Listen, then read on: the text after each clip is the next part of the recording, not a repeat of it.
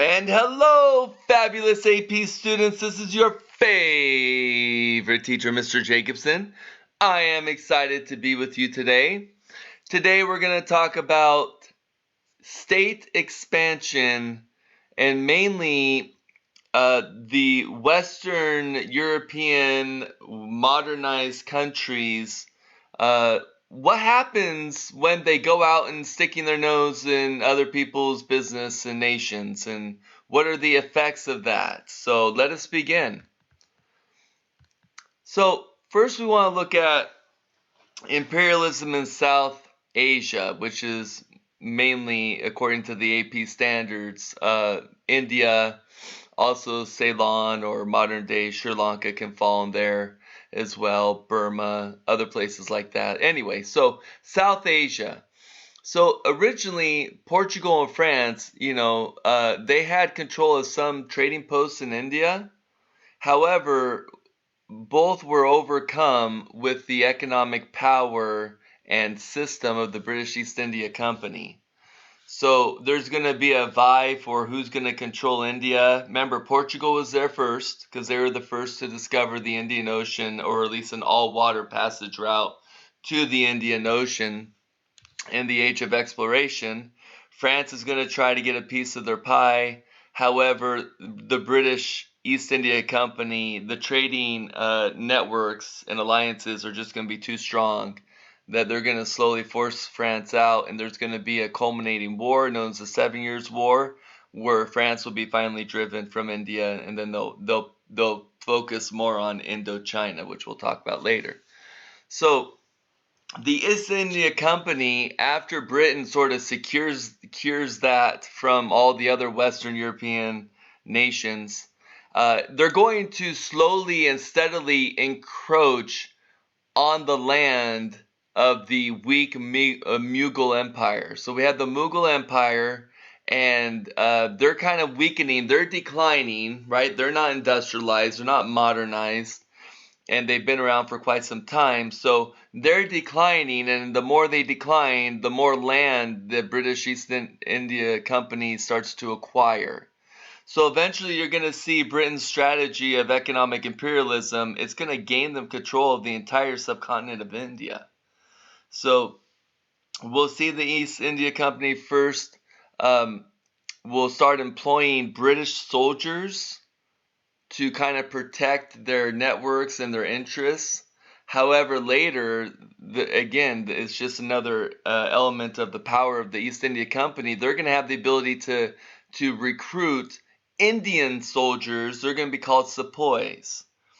And they're going to be the ones who will then protect the interests, and they don't have to transport, soldiers from Britain all the way to India. They can use the indigenous people there. However, the sepoys that they do recruit will eventually lead to a sepoy rebellion, which we'll talk about later. It will be unsuccessful, but it will be an indication that, India kind of was starting to see Britain as kind of oppressive, and they didn't like it, so they wanted to fight against it. So here's a picture, and you could kind of see, so the dark color here, I think that's red or maroon or something, brown. It represents the land of the that's not conquered by the British, and then slowly, as you can see, more and more yellow starts breaking up that solid color there.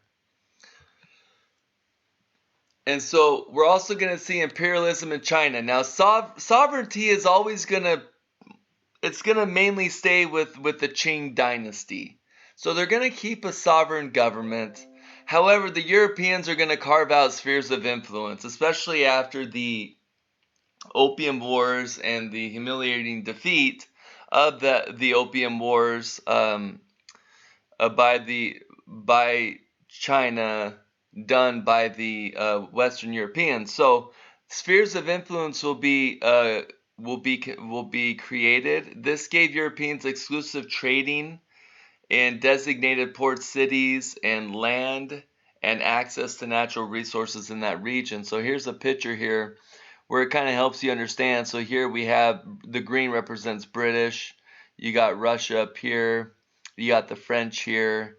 You got Japanese over here. So the Qing dynasty is so ineffective at this point that they are basically being told by Western Europeans, "Hey, we're taking these port or this port or these port cities and this land, and there's really not much you can do. We're the only ones that will get to trade with China at these ports." And so, as you can see, power is being slowly stripped away from the Qing dynasty. And that's going to eventually lead to other problems. So we have two major rebellions that happen in China. We have the Taiping Rebellion, and we have the Boxer Rebellion, and they're about 50 years apart or so. So, Hong Quan is a Chinese man that believed he was a brother of Jesus and formed his own group of people called the Society of God Worshippers. He raises an army and inspires the peasants and the workers and the miners to overthrow the Qing dynasty. Life isn't great. The Qing dynasty is becoming oppressive. Also, we have all this Western influence happening, which is not easing the concerns of the Chinese people. However, with the help of Britain and France, the Qing were successful in putting down the rebellion. It did come at a cost though. So during the rebellion, they're gonna see farmlands flooded, and as a result of flooding in one area, another area doesn't get water. So then we have large amounts of drought also occurring, which led to famine, which led to pestilence, and especially the bubonic plague outbreak. And by the time the Taiping is over, that rebellion, we're gonna see around over 20 million died in this rebellion, and mostly of them were just civilians. They weren't even really fighting in the war, but due to all the devastation, they were casualties. Another rebellion that happens is called the Boxer Rebellion. This is an attempt to expel the overwhelming Western influence in China. Again, Chinese people want to maintain their culture, their customs, their beliefs, their whole traditional way of life. And Western culture becoming more and more prevalent and influential, it threatens that. So there were martial artists in this rebellion, and the Europeans looked at these martial artists and said, "Wow, these guys are like boxing." So then they called them Chinese boxers, or it was Chinese boxing if you're doing martial arts like Kung Fu or something, right? And anyway, so these martial artists began attacking Chinese Christians and Western missionaries and killing them in large number. Empress Si Chi of the Qing dynasty encouraged the boxers, and in 1900 ordered that all foreigners be killed. So now we have the Qing dynasty, who's also sees the threat of the Western Europeans, and so now they're getting a little more bold and trying to advocate for their expulsion from China. Now the Qing suffered a humiliating defeat that undermined their legitimacy. I mean, people really didn't see. I remember you have to have the mandate of heaven, right? So it really severely undercut them, and people didn't really see them as legitimate rulers anymore, and that they were doomed to go away. So Western powers and influence continued to erode Chinese sovereignty in subsequent years moving forward after that. So let's jump over to Japan real quick. So as we talked about in past webcasts here, we have Commodore Matthew Perry. So he sort of lands on the shores of Japan. He basically forces Japan to open up its ports to trade with the U.S. Now Japan, they're going to overthrow their old system of government, the shogunate. They're going to start embracing the Meiji Restoration. They're going to start modernizing. They're going to start industrializing. They're going to start doing all those things so that they can stay relevant. They can protect their culture from all these Western influences if they modernize and try to move forward in the work of industrialization. However, that also leads to the need for raw materials. So Japan starts to become a little more aggressive in East Asia. So they're gonna conquer lands like Korea, Formosa, We're also going to see them, the government's going to encourage Japanese to do seasonal agricultural work like in Hawaii and Guam, mainly to ease. Remember, if you're a heavily industrialized country, then that means that all your resources are going towards industrializing and not necessarily agriculture, which means like Britain, who had to import food to Britain to sort of make up for the lack of surplus of food because of industrialization.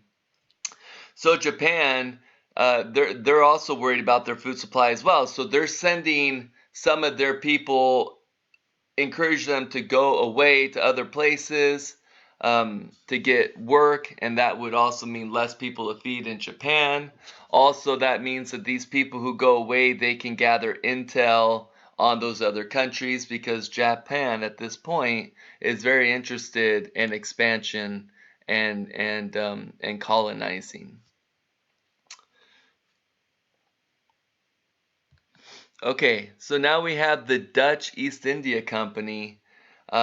So the story of the Dutch is this. Slowly, the Dutch is going to seize control from Spain and Portugal. Remember, Portugal was the first to find an all-water passage route to the Indian Ocean. Therefore, they sort of dominated for about 100 years that region. But the Dutch East India Company, this powerful network of alliances and trading, is going to sort of outdo them eventually. So in 1641, the Dutch had control of the Spice Islands, setting up trading posts on the archipelago. Dutch East India Company, it's going to go bankrupt due to mass corruption around 1800, and the government's going to take control of the Dutch East Indies, is what they'll call it. So they'll still have control of all the regions that the Dutch East India Company had, just the government's now in control, and so it's an official like colony, if you will. So they're going to start creating cash crops of like tea, rubber, sugar.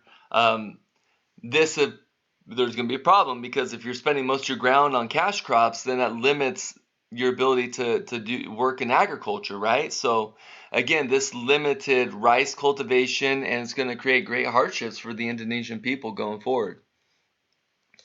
So France, so they kind of got swept out of India by the British. They're going to focus more of their attention on the French Indochina region. So the French are going to have a win against the Sino-French War against the Chinese.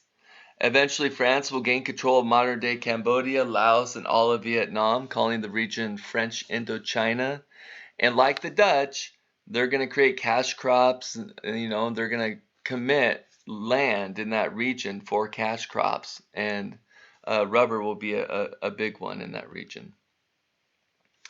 So, the British in Southeast Asia. All right, so the East India Companies, especially the British East India Company, it's going to acquire land on the Malay Peninsula. And if you look here, so here's the Malay Peninsula. So all the blue kind of color, that's Britain. The brownish color would be Dutch. Anyway, so right through here is the Strait of Malacca, that narrow part of water right there. And so they're going to control the Malay Peninsula. They're going to create the port city of Singapore, which is going to become really powerful due to Chinese immigrants going there. And eventually Britain's going to have control of Malay Peninsula, of Burma, of northern Borneo, as you can see here, and what we call Malaysia today, right? Or parts of Malaysia. Cash crops of pepper, tobacco, palm oil, and rubber are going to become prevalent. And by the end of the 1800s, Malay was the world's greatest producer of natural rubber. So Britain is once again expanding their reach from not just South Asia, but now they're in Southeast Asia. So I want to talk about SIAM really quick. So SIAM is pretty important to understand, because this is modern day Thailand, and this region, although look at SIAM, right in this region here, okay, they are basically surrounded by British and French. However, through shrewd negotiations and diplomatic relations, they maintained their sovereignty. And that's pretty significant considering every other country around them sort of loses it to the colonizing effects of industrialization. So they're going to implement a series of modernizing reforms, very similar to the Japanese reforms of the Meiji Restoration.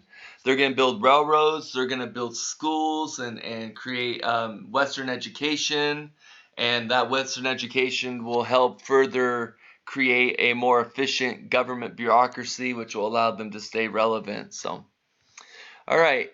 Australia and New Zealand. So after the defeat of North American Revolution, Britain began settling in Australia. They established a penal colony. Penal colony is basically a colony where they're going to send all their convicts.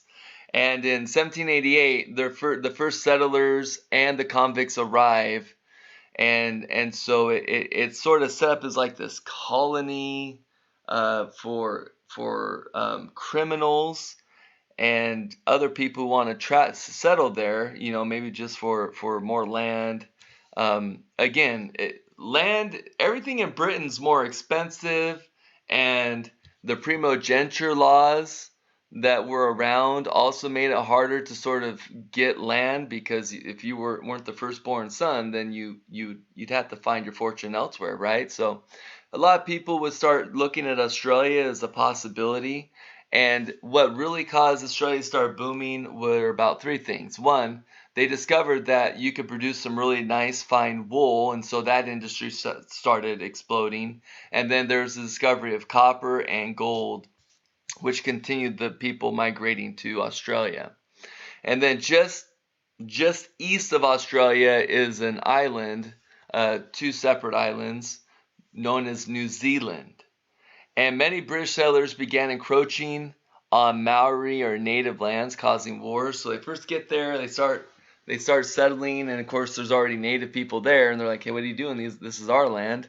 So there's wars that go on. So you have a treaty of Waitangi, and it guaranteed the rights of the Maori inhabitants, that their rights, they be protected by the crown, that if we work with the British Crown, basically, then give us some rights as well. So sheep grazing and dairy farming are going to become very prevalent economies in that colony.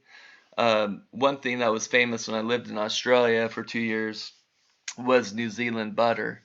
And New Zealand butter is much different from other butter. It's very creamy. So it's very lush ground in New Zealand, which made it very easy for, again, grazing and dairy farming. So imperialism in Latin America. All right. So we got the Native Americans who were forced to relocate to Indian Territory. That Indian Territory was originally known as Oklahoma. We have the Trail of Tears that happened, where a lot of Native Americans were forced to move to the Indian Territory of Oklahoma, and they died from exposure, exhaustion, malnutrition, disease. You had the Monroe Doctrine, which basically was a statement telling the European countries, do not intervene with the affairs of the Western Hemisphere. So as you can see in this picture, we have no touchy here, right? So do not touch this. The world, this is a Western Hemisphere situation, and the Americans have got it under control, and we don't need you guys. So the Monroe Doctrine basically told the world, stay out of the Western Hemisphere, all you Europeans. Go ahead and be imperialistic in that region, but you're staying away from this one. So war will break out between the U.S. and Mexico. United States, it's going to be called the Spanish-American War. Mexican-American War, and obviously America is going to win because we have the land where they fought over now. So the land which America got would be like the Southwest land. So you're looking like Utah, Nevada, California, Arizona, parts of New Mexico. The manifest destiny was another attitude. It was the natural inevitable right to expand to the Pacific Ocean. So as a result, we got the westward expansion that happens. We got the transcontinental railroad that connects the U.S. from both the east to the west coast, from the Atlantic to the Pacific. You're going to see more Native Americans move to Indian reservations, and the U.S. will buy Alaska from Russia to secure their Western Hemisphere dominance. So, U.S. imperialism in the Pacific. So the U.S. With the Second Industrial Revolution, it's going to bring a lot of newfound prosperity to the U.S. Plus, with nationalism and cultural superiority, it's going to drive Americans' desires for territorial conquest. So Hawaii will eventually become a state in 1900. You will have, from the success of the Spanish-American War, this is from Spain and America, you're going to see Guam, Cuba, Puerto Rico, and Philippines basically come into somewhat control or influence by the Americans. Roosevelt is going to move forward. He's going to have this idea where any Latin American company that demonstrates any kind of instability, and he doesn't really say what instability means, so I guess America gets to determine how far that definition should be. But if that's the case, any country demonstrates instability, then the U.S. will intervene. They will basically be the big brother and try to sort this out, even if it means they have to stay there for a long time. So Roosevelt sent U.S. troops to the Caribbean and to the Dominican Republic until they repaid their foreign debts, for example. And then we're going to have Russian expansion. So under Catherine the Great, we're going to see some expansion or annex. They're going to annex half of Poland. They're going to take land away from the Ottoman Empire, which at this point is slowly deteriorating, and by the 1800s will be known as the sick man of Europe. We have Alexander I, who's a grandson of Catherine the Great, and he's going to annex a couple of places as well. And then we're going to see imperialistic aspirations. So they're going to try to acquire more land. One they're going to do is they're going to start settling people in Alaska, and they're going to try to create the Russian-American company. So you have the British East India Company, the Dutch East India Company, and Russia's like, you know what, why don't we get in on this as well? And so they're hoping to create the Russian-American company between Russia and Alaska, and they even started setting up port cities in California. However, they started abandoning this, and then they eventually sold Alaska to the U.S., and that destroyed all their hopes to create like the North Pacific as a Russian sea, and caused them to be more Russian dominant in that region. Another imperialistic aspiration will be known as the Great Game. It's going to be an intense rivalry between Russian and British empires. So they're going to compete, although unsuccessfully, for the dominance in Afghanistan. So both of them are going to try to dominate Afghanistan, but the Afghanistan won't really allow that to happen. In fact, there's only one civilization that fully conquered Afghanistan, and that would be the Mongolians. So Afghanistan is this volatile region, it still is today, and Russia and Britain will sort of eyeball it and even try to swing their influence to the point to dominate it, but it's going to be unsuccessful. Russia will be successful in annexing large parts of like Chinese territory such as Manchuria. And so here's what the world looks like by the time we get to the 1900s. So go ahead and study that for a little bit. Write your one-page summary, and I'll talk to you when we come back. Thanks. Bye.